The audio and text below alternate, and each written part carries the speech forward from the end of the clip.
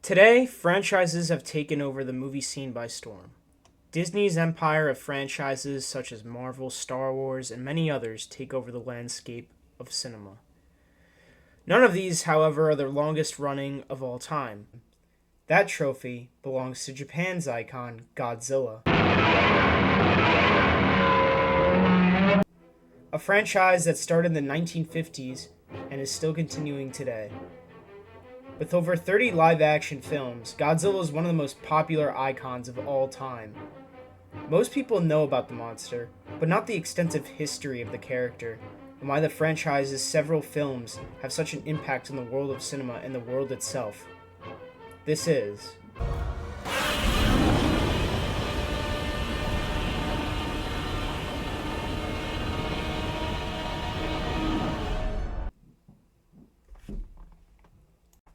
Godzilla's origin begins with the original Gojira, which was released in Japanese theaters in 1954. Directed by Ishiro Honda, the film was meant to be a metaphor for the atomic bombings of Hiroshima and Nagasaki, with imagery and scenes that related to the incident.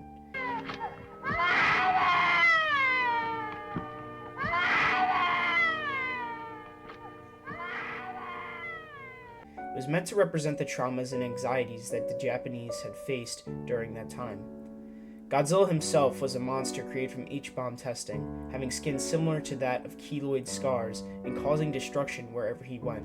The movie itself showed a reflection of the horrors of what Japan went through following the bombings, and today it's considered a classic, with its messaging shown throughout the film being something many people admire about it. While Japan expressed its depression and sorrow due to the bombings, America would later be given the film and decide to re-edit the film to fit American audiences in 1956 with Godzilla King of the Monsters. This version removed a lot of the messaging that the Japanese had kept in the original film. A prehistoric monster the Japanese call Godzilla has just walked out of Tokyo Bay. He's as tall as a 30-story building.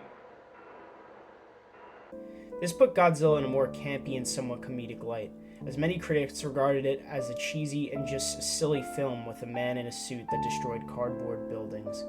Americans laughed at the film, thinking it was nothing more than a classic monster flick, an idea that I still think remains today, as there's many people who don't have a wide outlook on the franchise, especially the original purpose of the character.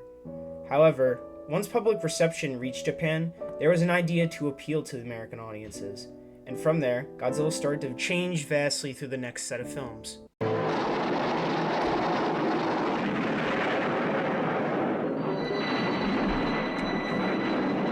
Nothing the screen has ever shown before can surpass the thrills of Ghidorah, the three-headed monster. The idea that Godzilla is from a nuclear origin is still intact, as the monster always retains its connection to be creating from atomic energy, no matter the iteration he is in. After the first film, however, many of the films throughout the 60s and 70s continued to be more lighthearted, making Godzilla more of a superhero-like character battling other monsters. And it started to become the very thing Americans mocked about the original movie. However, there are still messages and moments that many people enjoyed from these films. After all, there's a lot of entertainment watching two guys in suits beating each other up in miniature cities.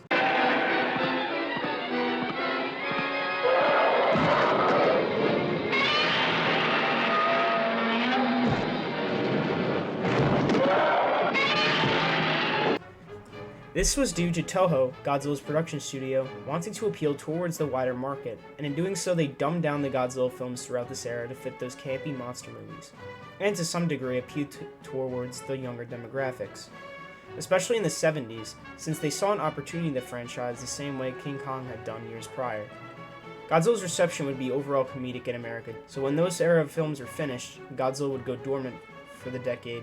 He would retain that idea despite being rebooted in the 80s, with Godzilla actually gaining back that serious tone.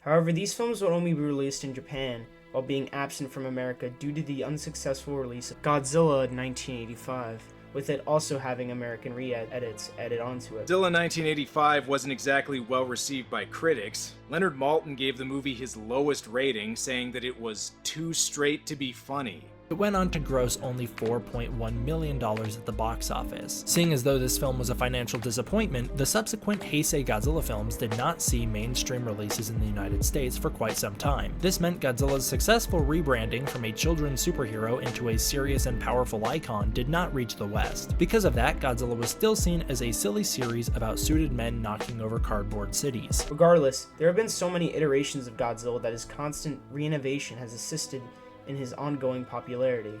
Special effects to be more convincing, then watch the newer ones. Or do you like when you're able to tell how the effects were done, then watch the older ones. Do you like 60s space adventures like Star Trek, then watch Monster Zero and Destroy All Monsters. Do you like tropical islands? Watch Godzilla vs. the Sea Monster and Son of Godzilla. Do you like a little extra cheese factor? You want to be able to laugh at it? Then watch King Kong vs. Godzilla and Godzilla vs. Megalon. You want something experimental and psychedelic? Watch Godzilla vs. the Smog Monster. You want non-stop action? Then watch Godzilla Final Wars. Not many characters can experience constant reimagining while keeping their core audience. Godzilla would be rebooted multiple times, but America would not receive a proper American iteration until it got the license in 1998.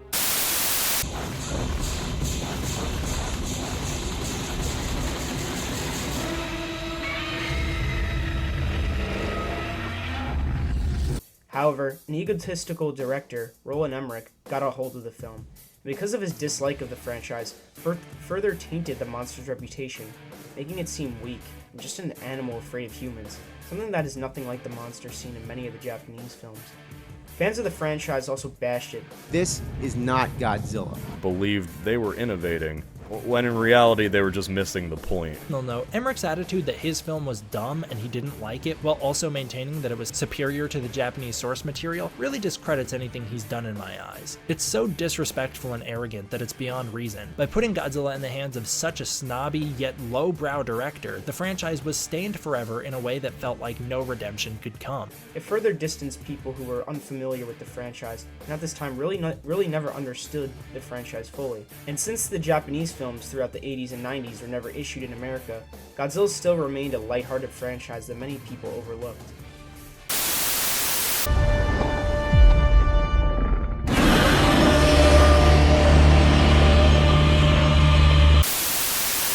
While Japan took the franchise back for the early 2000s, it wouldn't be until 2014 where the franchise would finally get the recognition it has today. I want to talk to somebody in charge. As America once again had their shot at Godzilla. However, this time it was different. Godzilla was done rather well, being a giant force of nature that was unaffected by missiles and fought two other monsters in order to restore balance to the Earth. With the movie's commercial success, it opened up a new franchise known as the monsterverse, and also influenced Japan to reboot the franchise again with Shin Godzilla in 2016. This film was inspired by the Fukushima nuclear incident that occurred in the time at Japan. Godzilla was once again back to its original roots, being a metaphor for terror and destruction. It was successful in Japan, and many people saw this as a reflection of the 1954 film in the modern era, and brought Godzilla in a light that had been mostly forgotten since 1954. The monsterverse would continue for the next few years, but the films would mostly be seen as Hollywood blockbusters until 2023.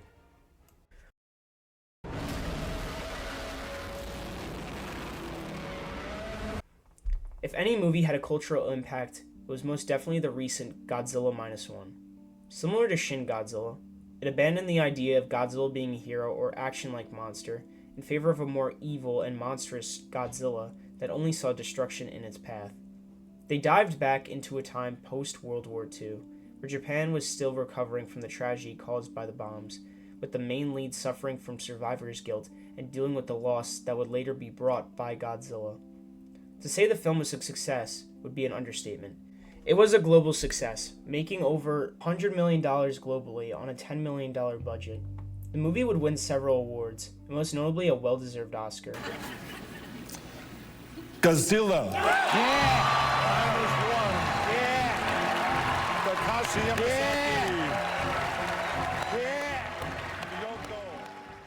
which finally put Godzilla into the spotlight as an Oscar-winning franchise. Many people praised this film, even people who weren't even familiar with Godzilla. Celebration of Godzilla's legacy and shows audiences why this monster has endured for 70 years. That I would say I liked. This broke that trend. This is finally a Godzilla movie that I can say, that was good. People are finally learning the deeper roots of the character and why it had gotten to the point it has. The movie is most definitely deserving of a high praise with characters people can root for, which is something many people feel was hard to accomplish, seeing as since the monsterverse films, people wanted a sole focus on the monsters themselves rather than humans. But this movie proved otherwise, and the most terrifying Godzilla appeared on screen. Only time will tell. But this film will surely be regarded as a modern classic and praised highly upon the film industry, and help Godzilla reach other audiences that merely know the character by name. Godzilla is now on his 70-year anniversary and has gotten such recognition from 2023 to 2024, with two films, Godzilla Minus One and Godzilla x Kong: The New Empire, both of which have touched upon different histories of the character, as well as having two directors from different parts of the world, ironically being from Japan and America. It's as if history has come full circle and only cements America's influence on the franchise, and even how Japan's creation has made fans of the franchise to have their own takes or modernize original ideas of the franchise. I think Godzilla's been, so popular over the years because, you can just take Godzilla Minus One and, my film, Godzilla Kong: The New Empire, and these two films couldn't be more tonally different from each other. I think that's what's so cool about Godzilla is that, metaphorically, tonally, he's just very versatile in terms of, what he can mean and represent in the movies. その時代その時代の何かその時代を映し出す鏡にもなってるっていうことがすごくゴジラっていう IP のこの長きにわたってずっと人気を保ってられるっていうことの一番大きな理由じゃないかなっていうふうに思います。Godzilla also has reinvented a genre of films known as kaiju films, leading to other franchises being released that have their own spin on giant monsters. Whether successful or unsuccessful is up to interpretation, but Godzilla was responsible for picking up the popularity of these films. Godzilla overall is a very versatile character. He can be a destructive force of nature, an action hero, a father, or simply pure evil.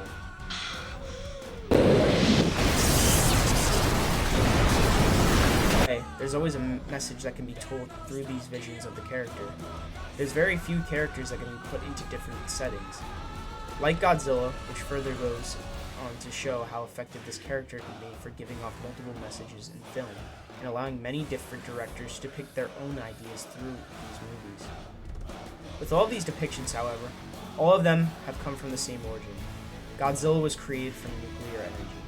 The nuclear idea has always stuck with this monster, whether he's created by it or targeted by it. Either way, that side of him has always stuck throughout time. It's safe to say that as long as the use of nuclear energy continues and expands with more and more technology, Godzilla will continue to stomp around movie screens. もし水爆実験が続けて行われるとしたら、ゴジラの同類がまた世界のどこかへ現れてくるかもしれない。